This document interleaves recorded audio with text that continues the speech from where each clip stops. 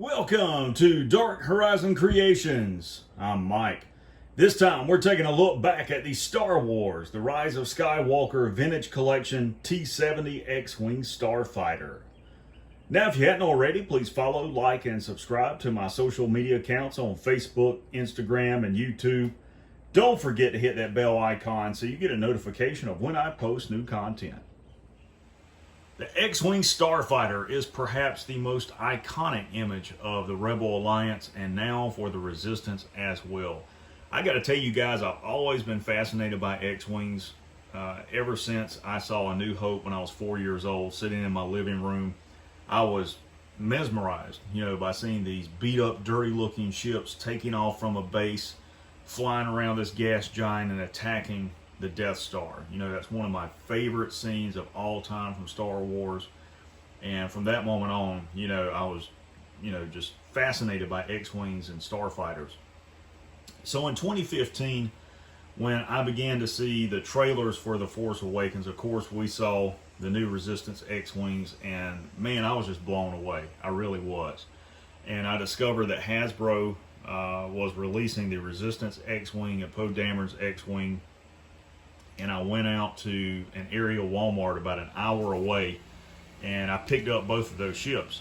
And that's how I got back into collecting toys, because up until that point I had not collected anything in over a year. I had sold my entire collection, had no intention of collecting toys again, and when these X-Wings were released, that's what got me back into collecting. That's also how I started customizing toys and doing toy reviews, was with those two spaceships.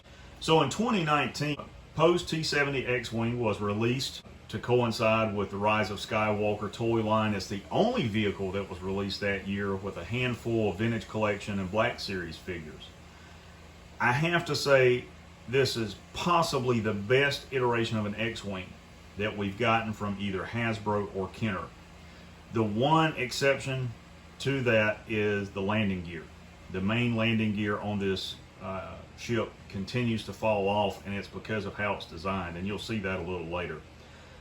So what I want to do now is take a few minutes and talk to you guys about the backstory and history of the T-70, and then we'll get into the actual product review. Going back to the time of the Rebellion in its early years, the Rebellion acquired T-65B X-Wings from the Incom Corporation through allies and sympathizers of the Alliance. The Imperial Security Bureau got wind of that, and they shut Incom down. When they did, some of the leadership and design team of Incom stole plans to the T-65 as well as the UT-60D U-Wing and defected to the Rebel Alliance. And they assisted the Alliance in constructing ad hoc hangars inside hollowed out asteroids, on planets scattered in the outer rim, and even on large ships like star cruisers. And they use those facilities to gather raw materials and parts to build their own T-65 X-Wings. And that's really how the Alliance operated for many years. And oftentimes when they would assemble enough ships for a strike package, they would have what's known as a hangar queen sitting in the back of the hangar. And if you don't know what that is, a hangar queen is a ship that won't fly. And they would pull parts off of the hangar queen to supplement the operational fighters to keep them flying. They operated like this up until the time of the Battle of Endor. After the Battle of Endor, the Rebel Alliance reorganized as the New Republic. They continued to fight the remnants of the Empire until the Battle of Jakku about a year later. Once they defeated the Empire at Jakku, of course, they established a ceasefire and signed a peace treaty with the remnants of the Empire, and the New Republic assumed its rightful place as the new governing body within the galaxy. When they did that, they established their military forces as the New Republic Defense Force, and to replace the T-65, they chose the T-70 as its new mainline space superiority starfighter. During the Battle of Jakku, they had the only prototype of this fighter on board one of their ships. Subsequently, after that, Incom resumed production on the fighters, and they began producing the T-70. Now, the T-70 is far superior to the T-65 in nearly every regard. The engines are much larger, much more powerful. The ship is much more maneuverable. It's faster. It has advanced avionics and flight control systems. It has an advanced targeting computer on it. The weapons have been upgraded, and for the first time, this is the only X-Wing that is capable of going head-to-head with a capital ship. The T-70 X-Wing is 12.49 meters in length. It's 11.26 meters wide and 1.29 meters high. Now, the height does not reflect the landing gear being deployed. The maximum acceleration on the T-70 is 3,800 Gs. The MGLT speed is 110, and that's just shy of the Millennium Falcon at 120. The maximum in-atmosphere speed on the T-70 is 1,100 kph. It's equipped with four 5L5 fuselage thrust engines, which replace the older 4L4 and 4J4 fuselage thrust engines on the T-65. It's equipped with four Class 1 hyperdrive motivators, each contained within the fuselage thrust engine assembly. Shielding is provided by four chem plant deflector shield generators located on each strike foil, and navigation is accomplished through an advanced flight computer with the astromech serving as a redundancy. The targeting system is a Fabritech ANQ 5.8 tracking computer that's supplemented by an IN 622A sightline holographic imaging and targeting system. The armament on this fighter is four Tammenbach KX-12 laser cannons, two MG7A micro-proton torpedo launchers, and a single Blastech AX-190B ventral cannon that is retractable underneath the ventral side of the ship. And the AX-190 is capable of engaging targets both on the ground and in flight. So as you can see, it's a really advanced starfighter. So very quickly, I'll go over some of the major features on the T-70 for those of you that don't know anything about the technical aspects of the ship. You've just seen them in the movie. Maybe you've seen, different things and you wondered what they were, stuff like that. Up here you have the nose cone of the ship. This is the primary sensor window here, and it's not really a window, it's just a panel that is encased in the nose cone. Behind it is the primary sensor array, which is attached to the active and passive sensor system, and the sensor computer array is here. Back here is a emergency beacon. Back here is your flight computer. There's a storage compartment here for emergency survival supplies.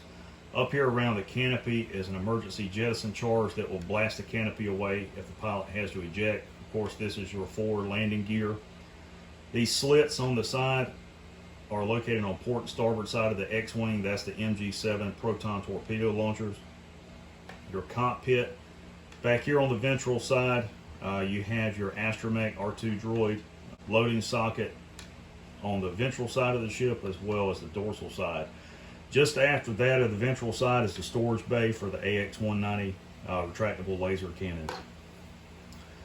Back here you have your life support systems located inside the space frame of the ship. You have your hyperdrive motivator, you have your fuel cells, you have your fuel pump, your coolant pump, and your actuator for the servos that control the strike foils to deploy them into attack configuration and flight configuration.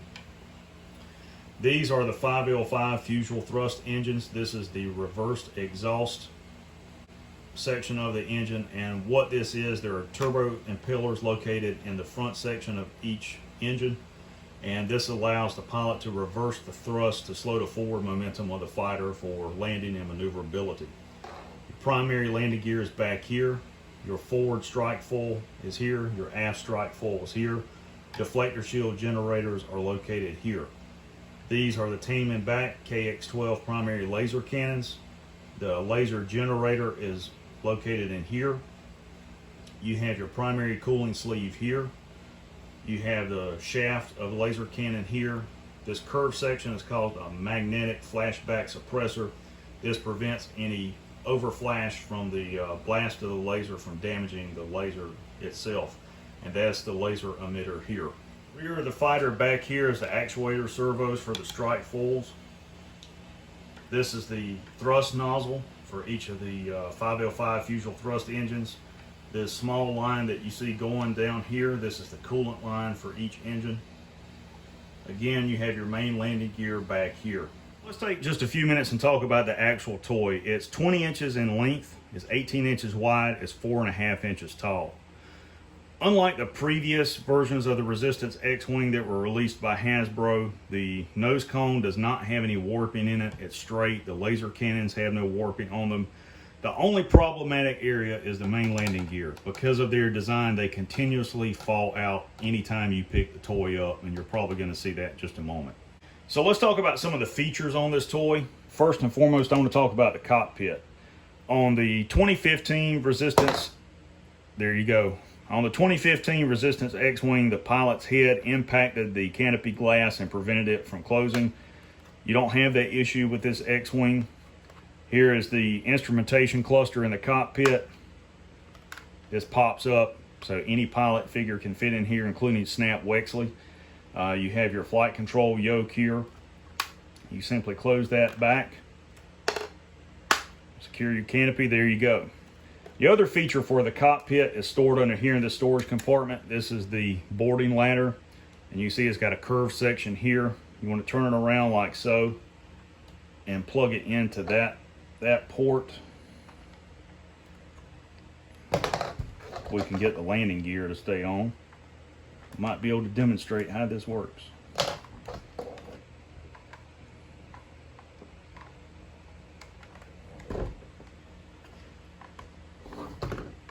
There we go.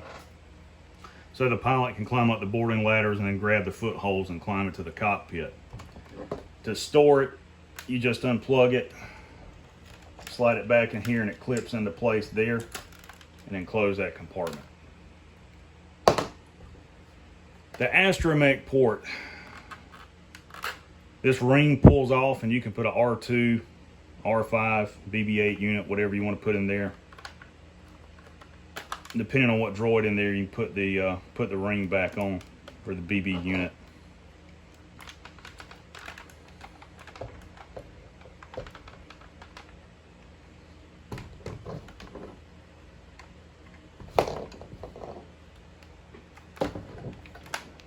And you can see this is really aggravating, you know, trying to do this.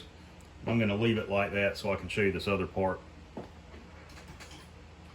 Right here you have a removable engine panel. So if you want to do a diorama where you've got technicians working on the engine, and you can see it's really nicely designed, a lot of detail in there. This is based on the actual engine schematics for the T-70. There's the engine panel, a lot of nice detailing there.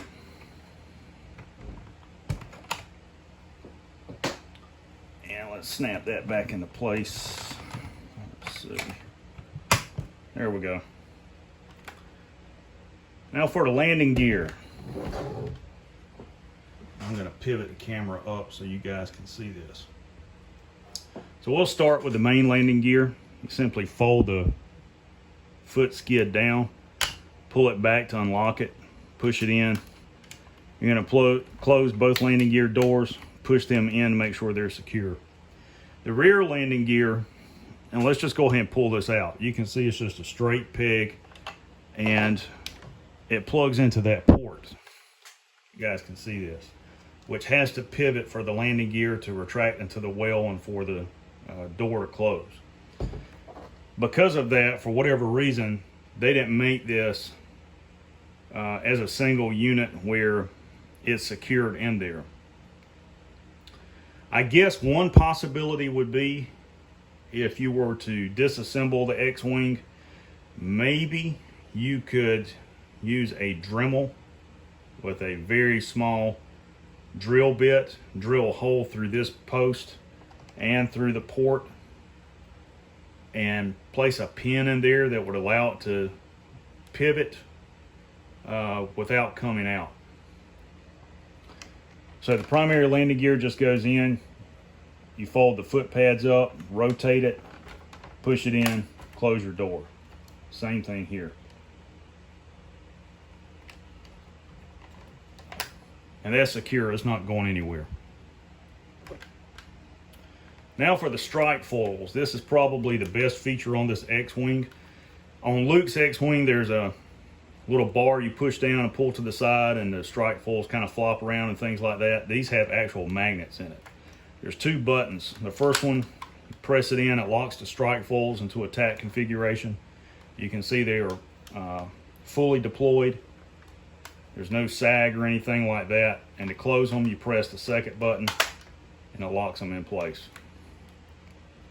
And you guys can see that I've repainted this X-Wing. I've weathered it heavily. I used the apple barrel pavement gray, dry brushed it on, and in some places I just gunked it on and then wiped it down to give it a dirty appearance, particularly around the engine where I thought, hydraulic fluid might leak and things like that.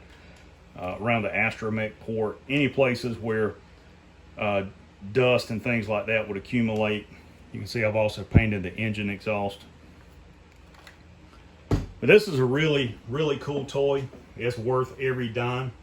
They retailed for $99.99 at Walmart and places like that here in the US.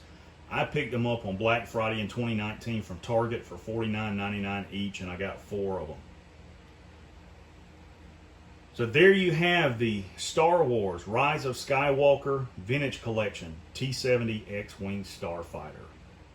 If you want to learn more of the technical details about the T-70 X-Wing Starfighter, as well as all of the fighters and support craft from both the Rebel Alliance and Resistance eras within Star Wars, pick up Star Wars Rebel Starfighters Owner's Workshop Manual by Haynes.